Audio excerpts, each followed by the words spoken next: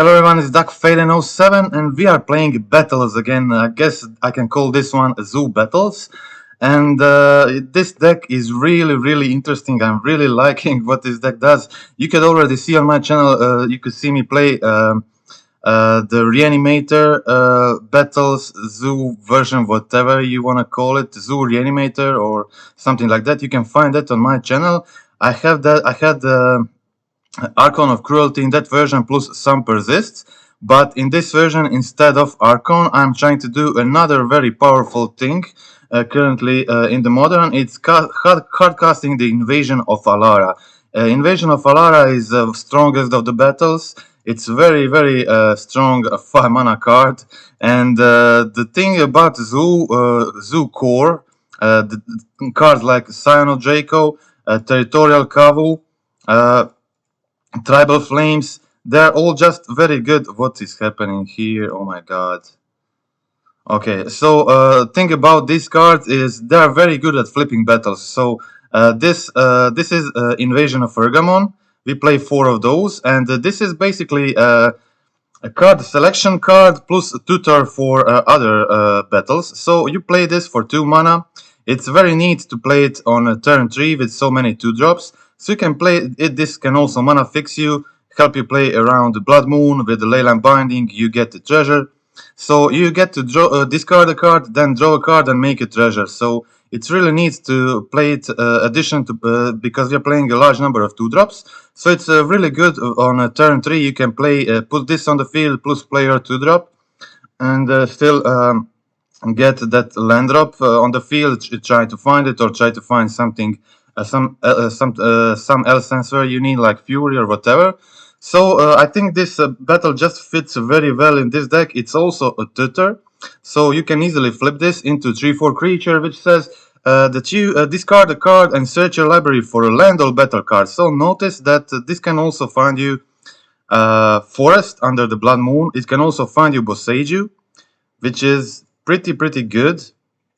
So it definitely has some utility here. So finding, I've successfully found Forest under a Blood Moon a few times. I have found Boseiju when I needed it, and also if you have Vrenin 6 on the field, the Boseiju gets even better. So it has some even better utility in this deck because of the Boseiju, and there are also 2 more Boseijus on the sideboard. And Boseiju can definitely be very important in some matchups. So there is that. Other than that, it's used to find battles. So if you post board trim some number of Amulet or Alara, you still will probably always have 4 of these, which will help you to find the battles, and this makes the deck more consistent and easier to navigate. Okay, so I'm playing 3 Vrenin 6 here. That's why I have 1 Boseiju in my mana base. I fixed the mana base same as in my other version with Archon and Persist. I just trimmed 1 Verdant Catacomb for 1 Boseiju. The mana base works well. I think I built this good for this variant. For both versions, they both have just a lower number of black spells, and I think it works very well in my experience so far. Okay, so sideboard is also pretty similar to the other version. We are just playing less tier Thunders because we have Boseijus now, but that's basically the same. We have a Graveyard Hate, we have Artifact Enchantment Hate, some Combo Hate, Hammer Hate, and that's it. Okay, so what does this Invasion of Amulet do? So Invasion of Amulet, we already discussed this in previous videos. This is my 3rd build using the Invasion of Amulet, and I still have a lot of them going on. So Invasion of Amulet is very powerful invasion. You can flip this with all creatures in your deck like Territorial Cow, Scion of Draco, Vampire Hexmage, even Fury. This has just 4 toughness, let's say, so you can attack it on the same, play a creature on turn 2, play this on turn 3, attack it with Scion or Cow, whatever, immediately flip this. You can basically, on the same turn, you can like pitch cast the Fury, put it into the graveyard, then copy it with Amulet. It's basically scamming Fury. So, but you need to trade 4 damage and not the Undying spell. So That's it. You also get to draw a card. Opponent discards a card, so you don't lose anything by playing this card. It's still a card advantage.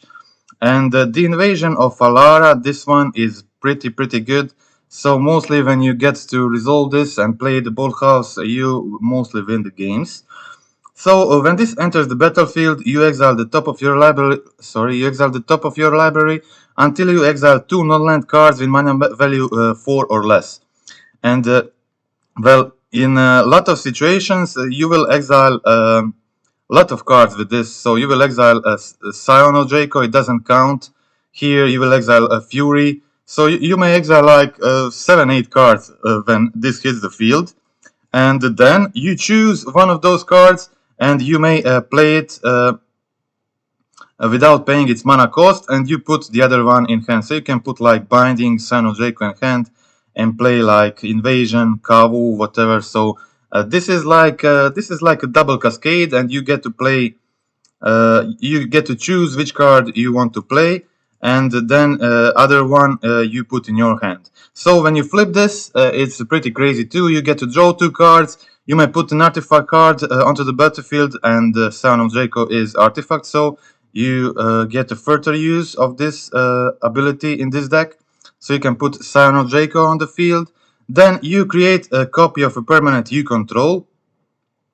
So you can copy Fury, you can copy Scion, a Territorial Kavu, Hex Mage, a lot of good targets really. So you can also copy one of your battles.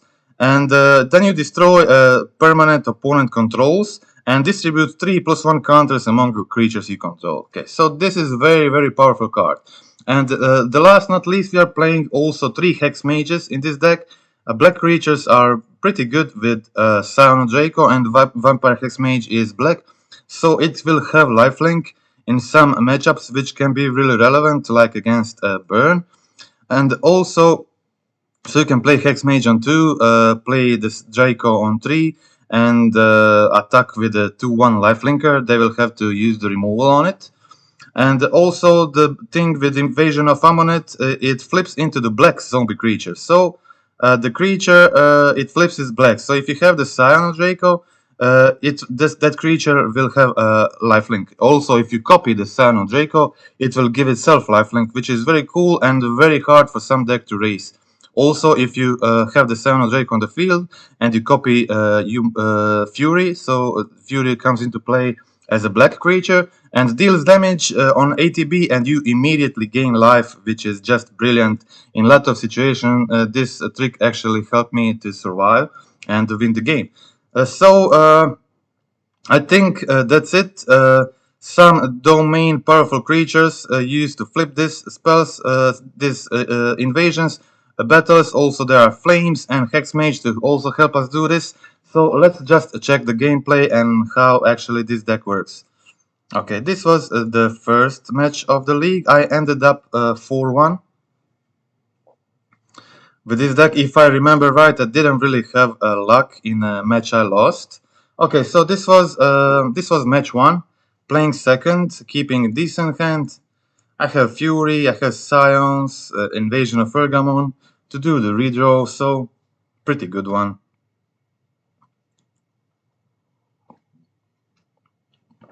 My opponent was on Yagmoth. They start with Geist and Wolf, so no ramp creatures. I get to play the Scion of Draco on 2 to prevent them from continue attacking me. But I think they had Grist on turn 3, which kind of worked decent with my Fury in hand, because I was able to kill most of their board. Yeah, so they grist my Scion of Draco, attack for 4 damage here, put me on 9 life, which was already pretty low. But now I had a very good play here. I killed the Grist, I killed the Geist and the Young Wolf. It came back with the Undying. So I played the Invasion of Ergamon here, discarded the land, and then find a forest, play my Scion of Draco. This is what I mentioned before, like Ergamon always plays pretty neat on turn 3. I still found another Tribal Flames, so if they play the Yagmoth, I also have a solution. Okay, they were prevented from attacking here. I didn't have, my opponent was too high on life and didn't have Yagmoth yet, so I just wanted to do some redraws here and find, this is actually a tutor when it flips, so it makes me find Invasion of Alara, and I have a fourth land. This means I have to find just another land and basically win this game. So also this one has a first strike now, so they can't really attack. I mean they can, but they decided not to. So I get my land and I get to cast the Invasion of Alara. You can see just how good the Invasion of Ergamon was in this match. So I play the Invasion of Famonet. I find the Cyano Jaco. And now I attack the invasion, and I flip it into the Fury, and I am on 4. Opponent has Blood Artist, but my Fury, as you remember, as I said before, has the lifelink. So I play like a 4/4 lifelink first strike Fury, and I just completely get back into the game. So I play another Vampire Hex Mage to flip the Invasion of Alara. Invasion of Alara then draws me. This is pretty sick actually. So I put Artifact into play. Invasion of Alara makes destroys permanents they control. I do not make another Fury with lifelink. I kill all of their stuff, leave them in play with just 2 forests. So pretty crazy. And I attack with a huge lifelinker and immediately kill my opponent. So that was pretty crazy turn. Okay, so we now seen in the first match what this deck can do and how important some of the stuff I talked about can be. So let's go to the next match. Pretty brutal match that match 1. Okay, so I had to mulligan this again and keep a 5. And I kept a Leyland Binding and a Fury, which can be good if they have like a hand like the last one, like Geist, Young Wolf, and stuff like that. So I kill everything with one Fury. But it would be better for me if they just played their entire hand or something like that. I didn't have much here, so I just decided to go for the redraw, try to find something. I did find the Cyano Draco, which was decent.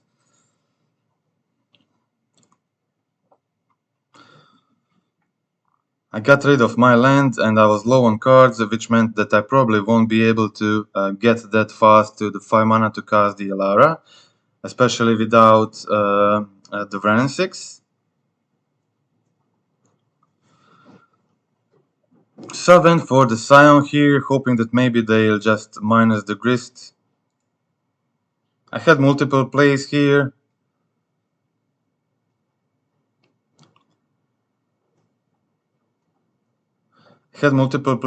So had a lot of options, but maybe I think looking at retrospective, I should have just flames the Agmod probably. I attacked the Invasion of Pergamon, hoping I can flip it next turn, do a redraw, maybe try to find something relevant. But the opponent had a Boseiju in this situation. So I play my Kavu, but unfortunately Kavu doesn't get over the Undying creatures. So it's not very good in this situation. Opponent plays the Blood Artist and finds the Yagmoth, which is definitely another Yagmoth, means a pretty bad position for me. So they get to almost kill my Kavu, but I find a Fury from the top. So I still get to kill the Yagmoth again, but my opponent did succeed to draw 4 cards and I was on 0. So I was in a serious top deck mode, mostly because I started with a mulligan to 5. And my opponent just plays another Yagmoth, and I don't get anything. I just have a 1/1 territorial cow on the field, not doing much.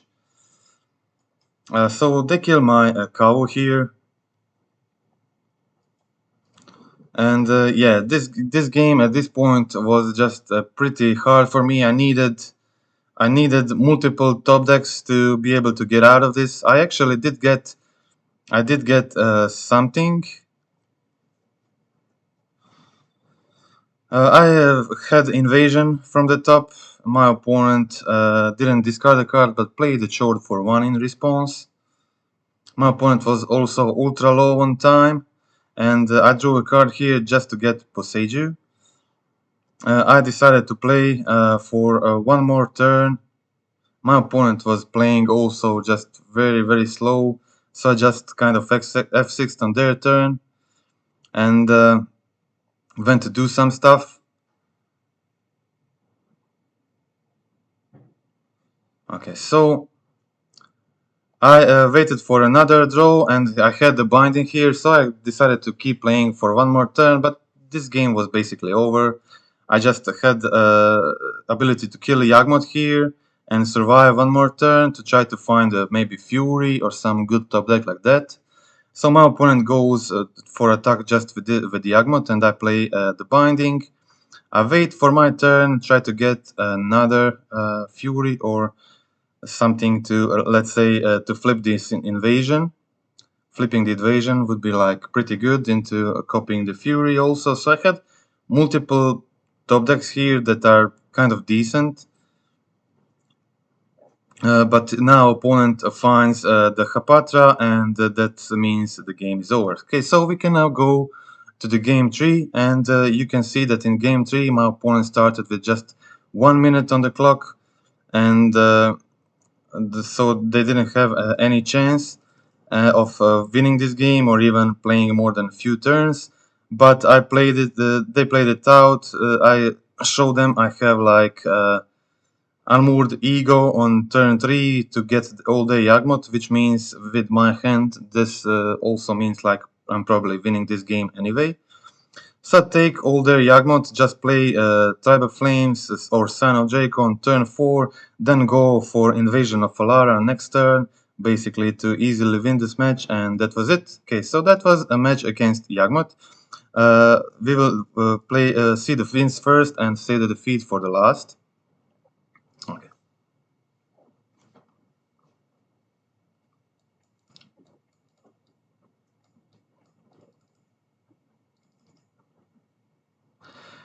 Okay, my opponent was on Kahira control. Game 1 was pretty weird because my opponent just decided to go for all the basics, which you don't really see much. I played my Vampire Hex Mage on turn 2. Vampire Hex Mage is actually pretty decent against this control pass. It kills all the Planeswalkers. So I decided just to keep attacking with the Hex Mage and flames the Teferi. Well, this was not probably going to resolve. I didn't have any plays. I just wanted to save Fury to maybe kill Planeswalker with it, so I just went for it and tried to play the invasion on this turn. I also had the Hex Mage on the field, so in case this resolves, I immediately get to flip it. Of course, opponent had the counterspell. It was pretty weird, like opponent going for all the basics. And now they decided to bounce the Hex Mage. I decided not to crack the Hex Mage to kill the Teferi, but instead I tried to resolve the Fury. Opponent had another counterspell, so that wasn't resolving. And I had some multiple bad rolls, like all lands. So basically at this point Hex Mage was the only thing I had. And I had 2 removals for 2 Planeswalkers here, so I just decided my opponent didn't have 2 blue. So I played my Binding on Teferi and Hex Mage to permanently get rid of the Jace. So this was a top deck war. At this point my opponent was on 3 cards. I was on just 1 land, so pretty much how this games usually resolve, but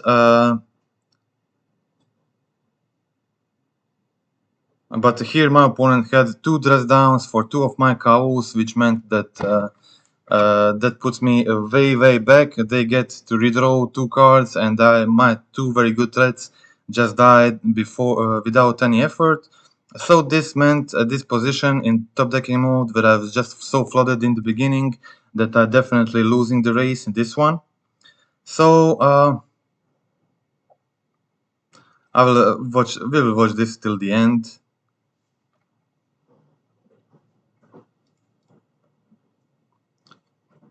But I think I conceded. I think I conceded very soon. Yeah, I conceded the next turn, so we can watch the next game. Sometimes these replays just block when trying to watch them and just going really slow. Okay, so in match 2 I had the Kavu, I had the Brennan 6. Also, they played the dress down, but they also have to have it. They used the prismatic ending, and I really wanted to resolve the Brennan 6 because I only had 2 lands here, and that is why I first played Kavu, hoping for them to use the removal on it, tap out so I can play my Brennan 6. I get a land here with the Brennan 6, then Tribal Flames, the Teferi, play the Sino Draco. They play another Teferi, which works well with my Brennan 6, of course. I have multiple options here. I decide to just go for the Fury here and leave the blue mana, leave the white mana for Leyline Binding. My opponent was stuck a bit on 3 lands, sorry. So I was able to start attacking here, but when you're playing against this deck, you just never, I don't like to overcommit the board. So I was just fine like playing 1 threat at the time. I had the multiples here, so I decided to play 2 because I expected them to get rid of 1, so I can continue attacking, pressuring their life total. So I had the opportunity to play all of my threats here, but I played just 1 because I was expecting my opponents to play the Verdict, and they did have it when they top deck the land, which means they have 6 live cards at this point. And after they resolve the Verdict, I play out all my stuff, Tribal Flames them to face, and they go for the Days Undoing. They don't have Narset here, so we both get to draw 7, and they get to kill my upkeep to survive, kill my Kavu in the upkeep to survive another turn. So I just went to rebuild the board, play the Invasion of Pergamon, find my land, play the Invasion of Alara. Invasion of Alara then gets me to play a free card from the exile cards, and I get 1 in the hand. That was Invasion of Pergamon. Opponent uses the subtlety to get rid of the Hex Mage. I put it on the top, so it's really important in this position to always leave 1 mana for Leyline Binding, because my opponent really wants to play the Narset and then Days Undoing. It doesn't matter that you have 6 cards here, because if they do that, you will end up with 1 card in hand, and they will have 7. So you definitely don't want to do that. You really want to keep 1 mana always open to kill the Narset in response to them playing the Days Undoing. Okay, so that was it. I played another Fury, and my opponent didn't have a solution for that one, so they concede, and we can go on to the last match.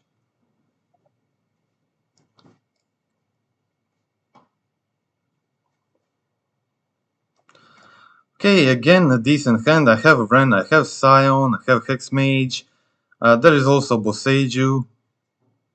They play Chalice. Probably, I assume they boarded out Chalice, but in case they didn't, if they play it on 2, it can be really bad for me. I have a lot of very important 2 mana spells. They tried that, I think, in some other game. Okay, so here my opponent plays the Teferi to bounce the Scion. As already said multiple times, Invasion of Pergamon mostly plays very well on turn 3. It allows you to play 2 of your 2-drops and just put this on the field and then have more mana ready for the next turn. My Vren survives also, which was very good for me, and I play 2 of my threats here.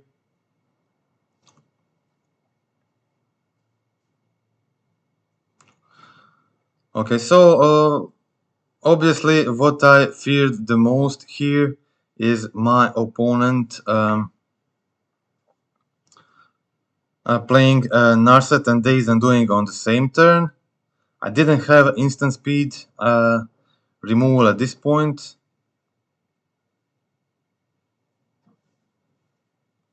Okay, so I killed the Teferi because if I don't kill the Teferi, I can't really flip the invasion, so that doesn't work.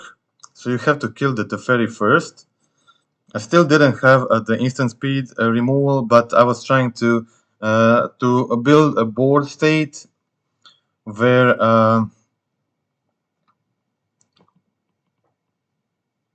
them, even if they do the best thing they can, and that is play Narset Days and doing on the same turn, it won't matter much. So my opponent had dress down on the field when I flip this, which means it flips, it doesn't copy the creature in the graveyard, it just flips into the 4/4 zombie, dimmer zombie, which means it is also has hexproof and lifelink.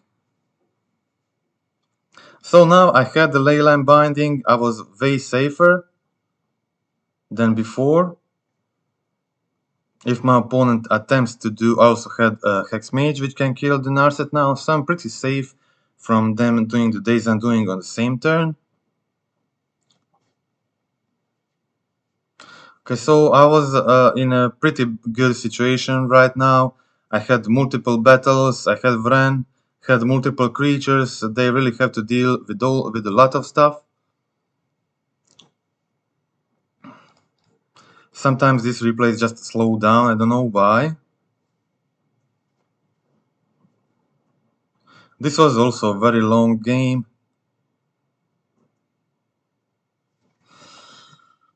Okay, so obviously I'm in a very good position.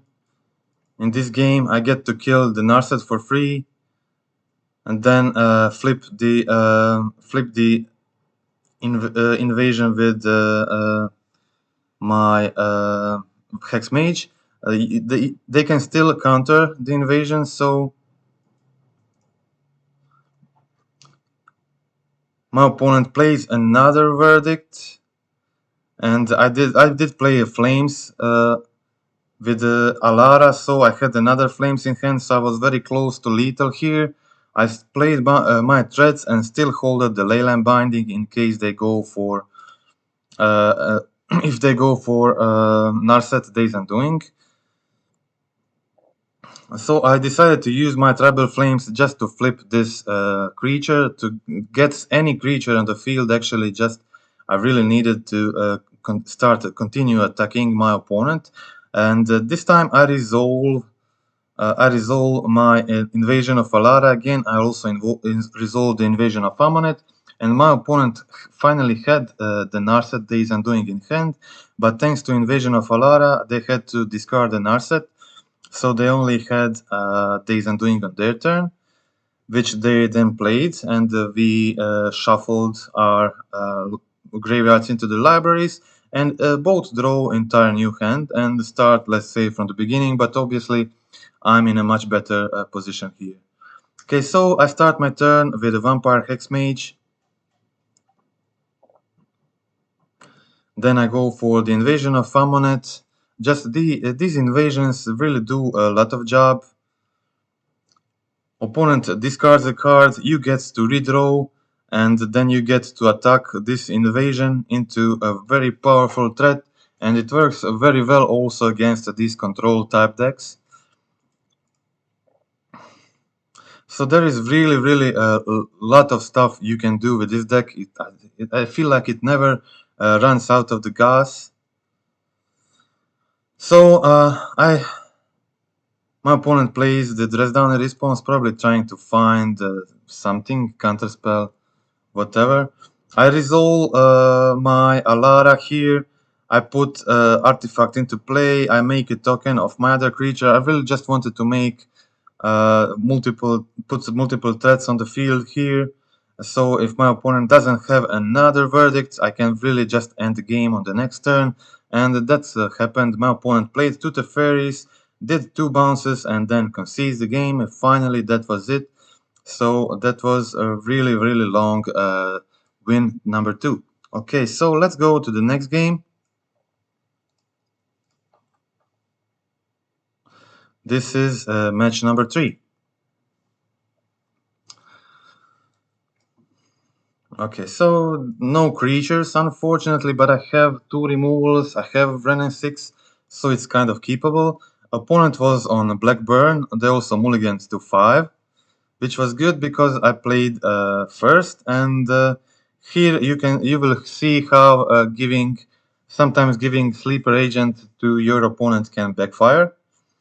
Also, you can notice that Gauntly Machinations in this game didn't trigger, so I suspect that there is maybe a bug with including Gauntly. I went for the forest here, put a 4/4 Cabo into play, attack my opponent with the agent they gave me, and basically I have a lethal for the next turn. Yeah, so I just put Steam Vents into play, hoping that they can't have that free burn spell because they only have 2 cards in hand.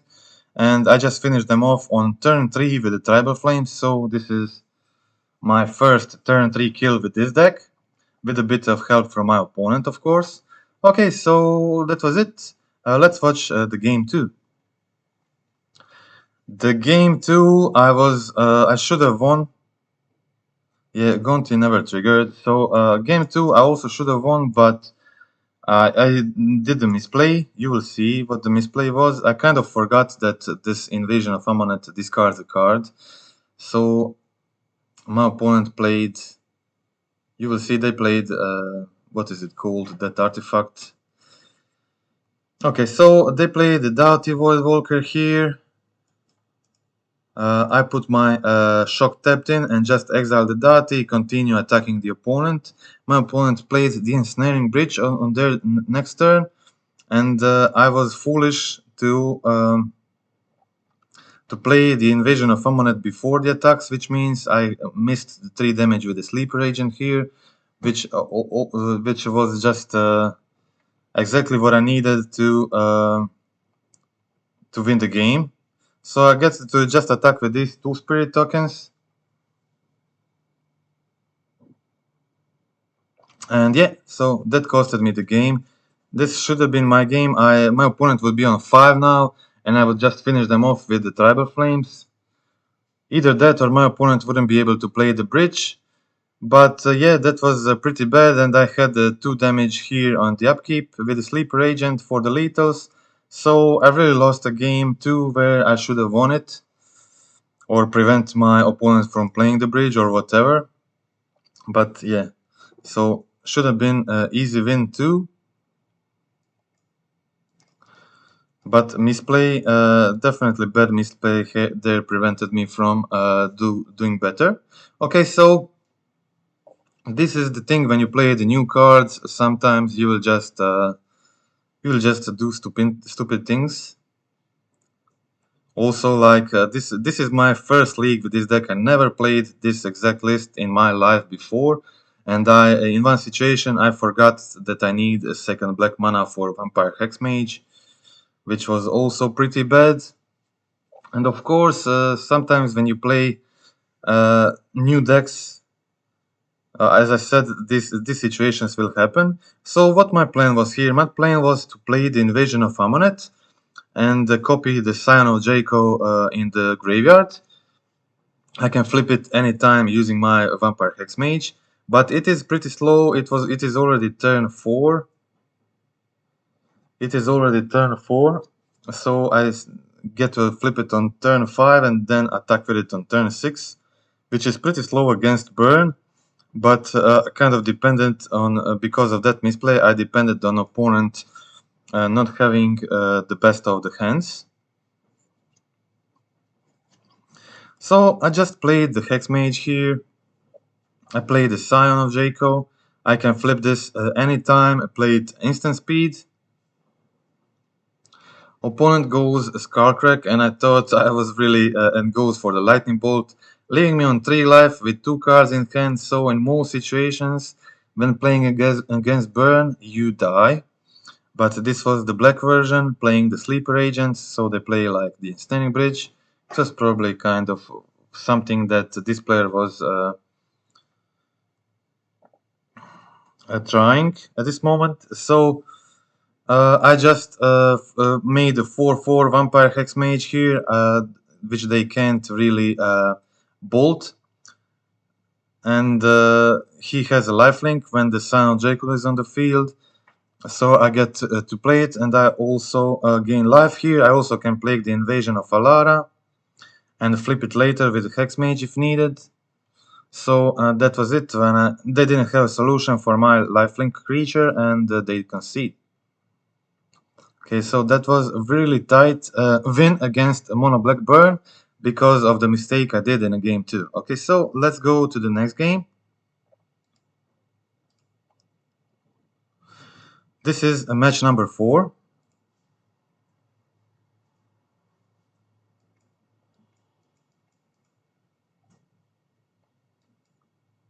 Think my opponent played Glimpse.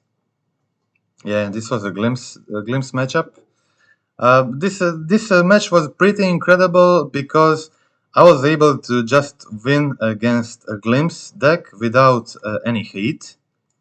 I have no Cascade hate, so I was really interested into seeing how exactly this matchup is going to go. I had a powerful hand here, had multiple invasions.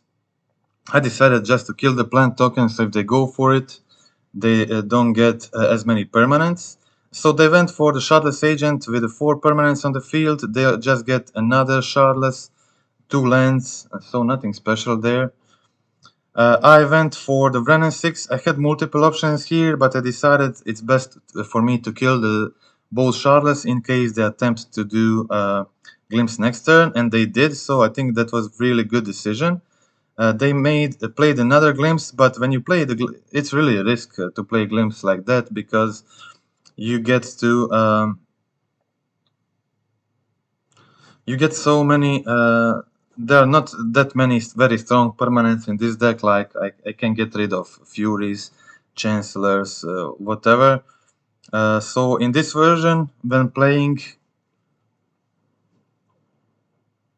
in this version of a deck, when playing against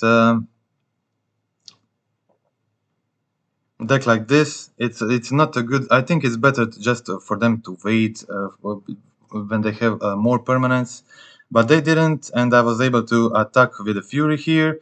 My opponent plays 2 elementals. They also had a Glimpse of Tomorrow on Suspense, so it was kind of bad for me. I needed to find a burn spell to finish this. So I get the Invasion of Ammonet here. I decide to replay it. I had options to flip the invasion or to attack my opponent, put them into the Tribal Flames region, and they just flow their mana here, resolve another Glimpse. They get the Chancellor, they get the Spyro to make more tokens. They have 5 mana in their mana pool, but they had also had another Glimpse on the suspend. So I don't. This was the last Glimpse. So after this, they also resolved the Invasion of Alara. If you missed that, they also resolved the Invasion of Alara. I think Invasion of Alara is pretty cool in this deck. You can get multiple of these cascades going, and find another one for to to do it next turn again. So it's pretty good spell to hit with the Glimpse. My opponent just plays some shards here, Spyros, nothing really too hard for me to get rid of.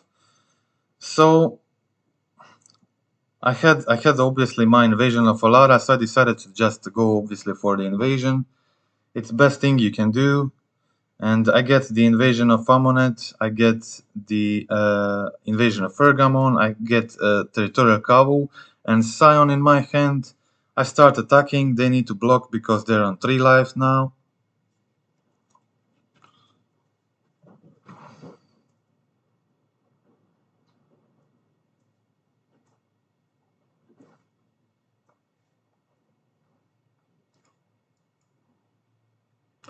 Opponent also has a glimpse of tomorrow resolving next turn. I have 3 invasions on the field in case I draw either Hex Mage.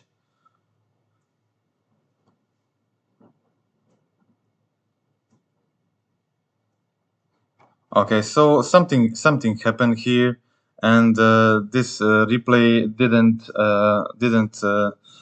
let me. It blocked and doesn't let me go till the end. But yeah, so they resolved another glimpse next turn, and they basically played out all their deck, but I was able to flip both of Invasions of Amonet to get 2 Furies into play, killing all their stuff with the lifelink, and then flipping my Invasion of Alara, and that sealed the game. Too bad we can't watch this till the end, but sometimes these replays just don't allow me to watch it. Okay, so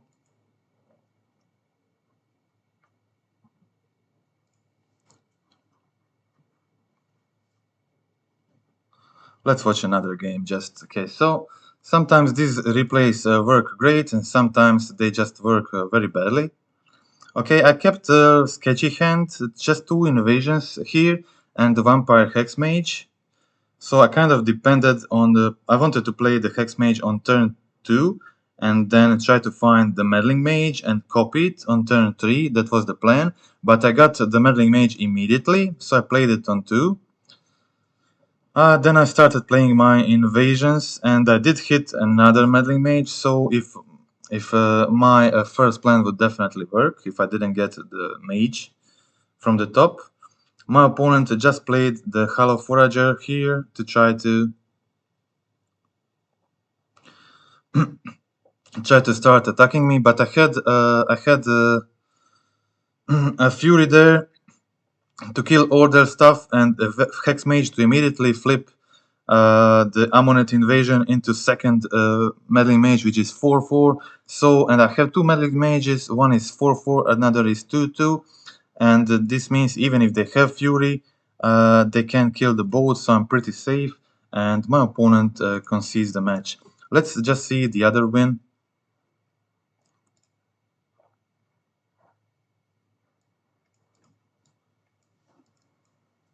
Sorry, the loss. This was the loss, and I had the Unmoored Ego, but Unmoored Ego is, as you maybe know, a lot worse on a turn when you're playing on the draw. So I had the Meddling Mage here, and I decided against Furying the token. I said if they have the Fury, they have it. So they did have it, of course, and they just went for a turn 3 Fury, and while Fury was on the stack, go for the Outburst to do the Glimpse and just make a board state very early, which is hard for me to get rid of. Of course, I still had my Fury and Scion, but maybe I didn't play this perfectly. They went for another Glimpse, casting the Invasion of Alara, Fury, Waveshifter, and another Sparrow with the Invasion to make more tokens. So still, this is still not that hard for me to deal with. I still have a Fury here to get rid of their Fury, which is the biggest attacker. I was able to play the Scion and hold the Leyline Binding. So basically,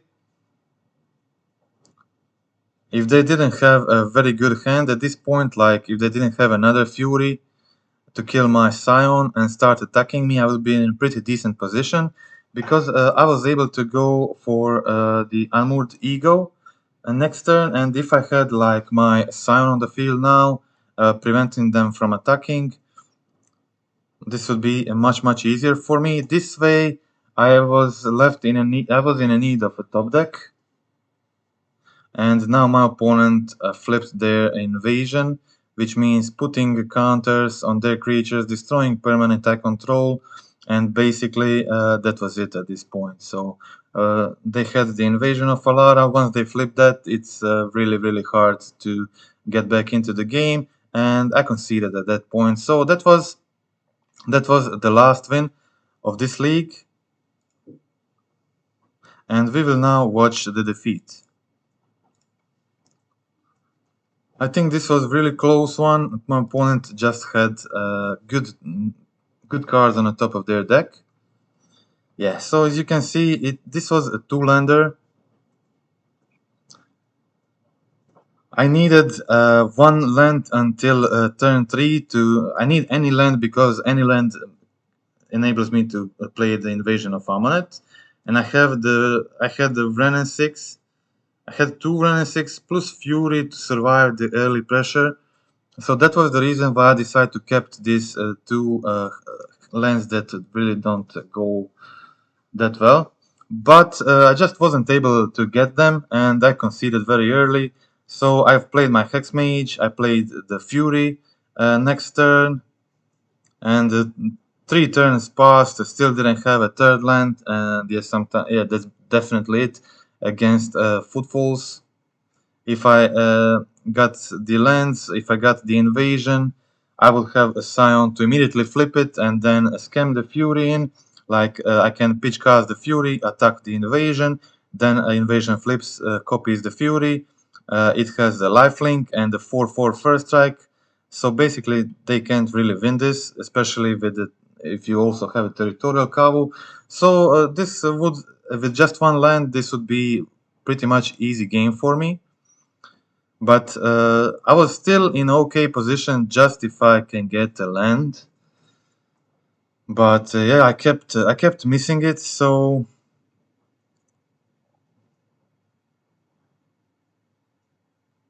I think I still had some chances, but I didn't get a land next turn. And yeah, I definitely conceded that one after that. So really close league, really close to trophying. I was also so very close to winning this match. I had to mulligan to 6. I kept a decent 6 here. I also had the Boseiju to get rid of their Blood Moon, but they started with the Gemstone Caverns. Still, when you have a Kavu, it's easier to play here, especially if you can get a Scion into play to give Kavu a first strike. So I played Kavu on 2 as a 4/4, get my forest immediately. I wanted to get forest because my opponent started with the Gemstone Caverns, and they had the Moon on 3. But I had my Boseiju in hand, so I was in an okay position here.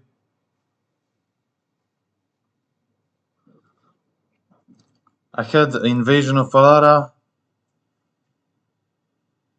I had multiple attacks with Kau trying to find those lands. I also have the Hex Mage in my hand, so if I can get the Invasion of Alara on the field, I can immediately flip it, which can be pretty good. I have multiple options here, keep everything, try to discard something. But I decide to go for the discard of Tribal Flames, because Hex Mage is a better enabler for this specific invasion. My opponent goes for the Shardless Agent here, but I still have a Cyano Jaco, which is pretty good with Kau.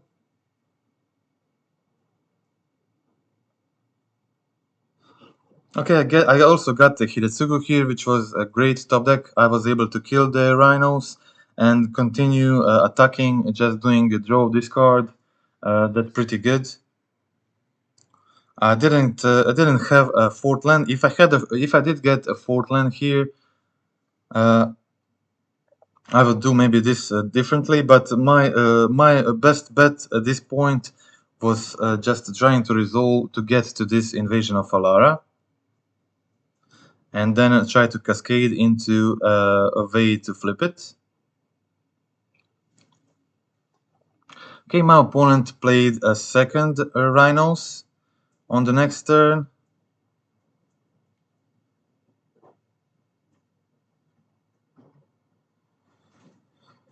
And I did get a land, but it was a tapped land, so I was prevented from playing invasion this turn.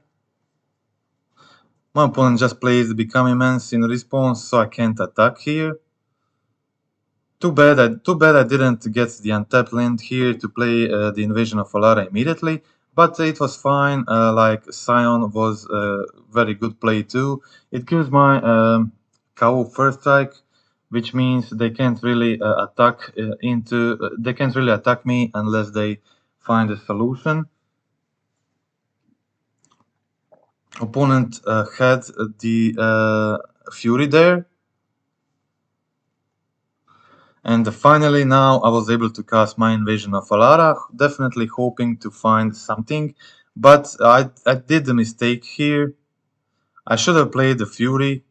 If I played the Fury here, I would be in a so much better position, just killing my opponent's Fury, and then having Invasion of Alara for the next turn.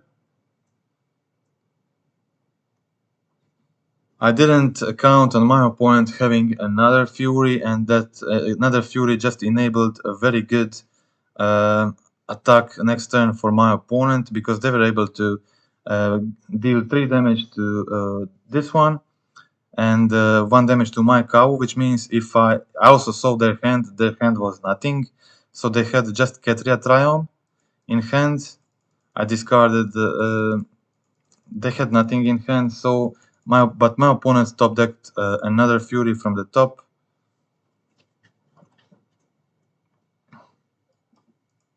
I also had option to play. I cascaded into Armored Ego and Meddling Mage. I had option to play the Meddling Mage.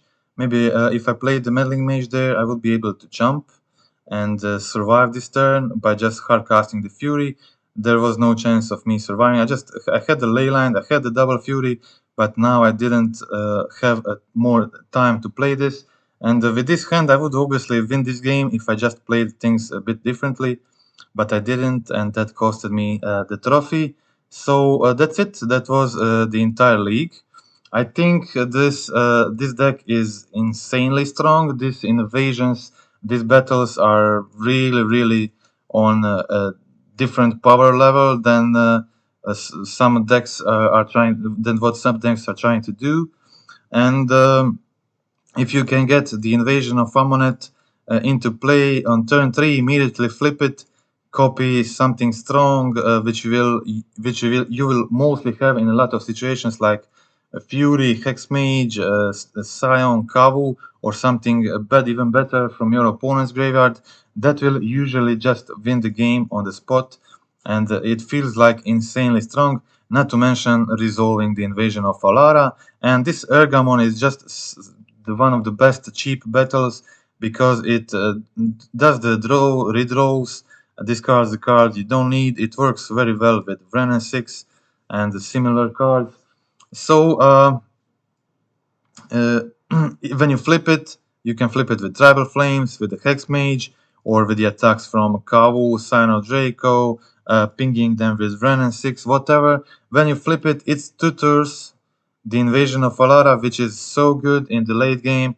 You just put this in the field early. At any point, you just draw the Hex Mage or the Flames or whatever. You just flip this thing, find the Invasion of Alara, and then finish the game. It's very simple. Okay, so but the potential of this Zoo Shell, just playing very good with this Invasion of Amonet, is just too good not to try this version. I really prefer it to the other ones, and you have also Tribal Flames here, which is such a good enabler for these two battles. And I really like this version, and I consider it very strong. This was my first ever league I played with this exact list, and it feels very powerful. Um, and the thing with the Amonet is just and Fury is just insane. It is like better than scamming Fury because you have options. and you don't have, you also opponent discards a card in the process, you draw another card, so you don't lose anything, you just scam the Fury absolutely for free without mana investment, just a single attack from the Sun of Draco or Territorial Kavu on turn 3, it just feels crazy. Okay, so that is it. If you want to help the channel, if you like the video, click like, click subscribe, comment in the video, and that's it for today. Until the next brew, and till the next time, see you. Okay, bye.